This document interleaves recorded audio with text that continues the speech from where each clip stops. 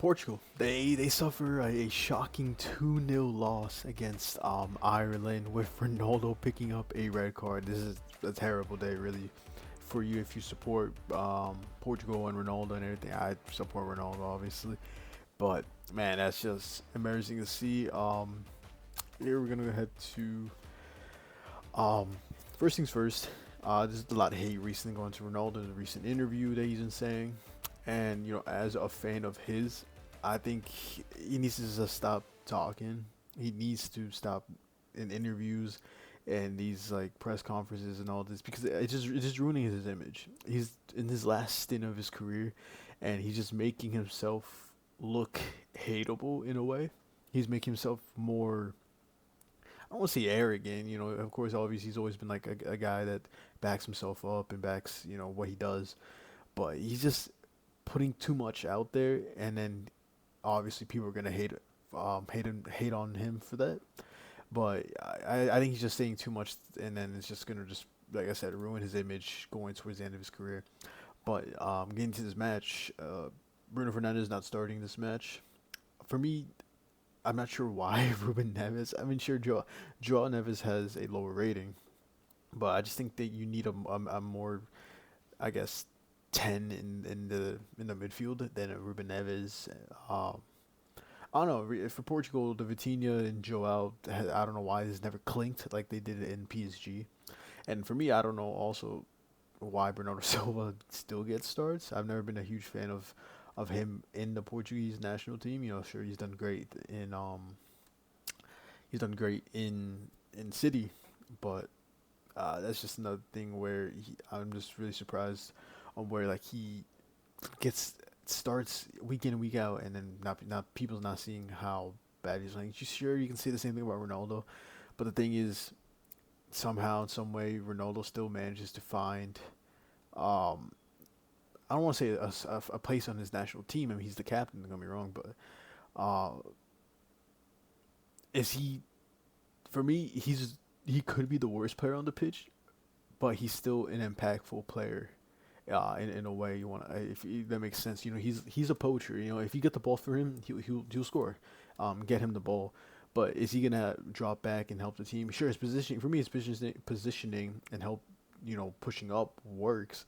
But as like dropping back and then making plays and stuff like that, yeah, I mean, he's 40, so yeah, obviously he's not gonna be his prime. But is he gonna be that player? No, he's not. And I think that's a huge drop back that you can say. It's weird because he can play a game. Portugal look terrible with him. One game they play with, let's say, Gonzalo Ramos. They play good one game, and then they play bad again, again, again. And then Ronaldo comes back, and then he does his thing. Um, and then you have Joel Felix and then Bernardo.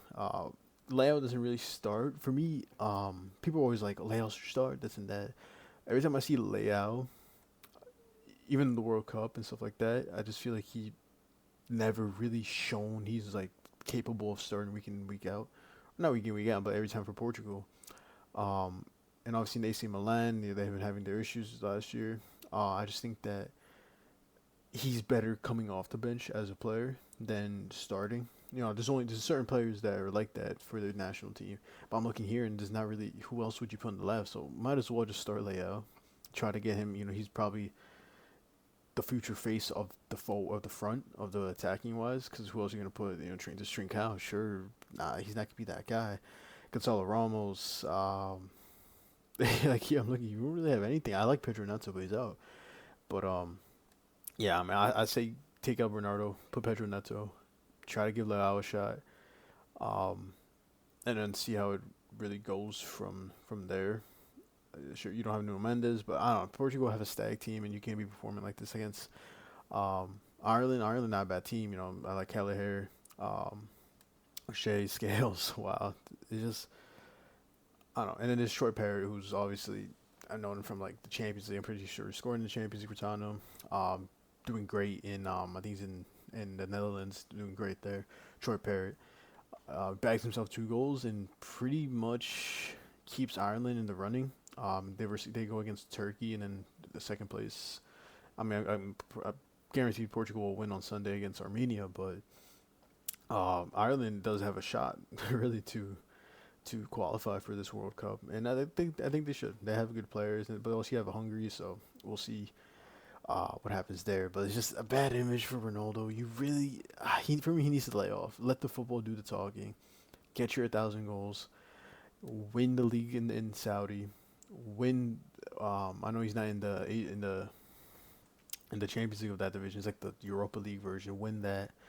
Um, Focus on the World Cup. Try to do your thing in the World Cup. You have friendlies coming up also, so just let your football do the talking. Stop talking. Like Ronaldo needs to like zip it. He's talking too much and making him look dumb online. Stop talking to uh, Morgan because he just making himself look bad. I don't know, it's just ruining his image. Messi, he barely talks, and he's doing great in MLS. Ronaldo's doing good in Saudi, but Messi doesn't talk, does his thing, stay quiet, simple, done. And then you have Ronaldo over here talking to Piers Morgan and in interviews. Um, yeah, there's differences, but yeah, really shocking loss for Portugal.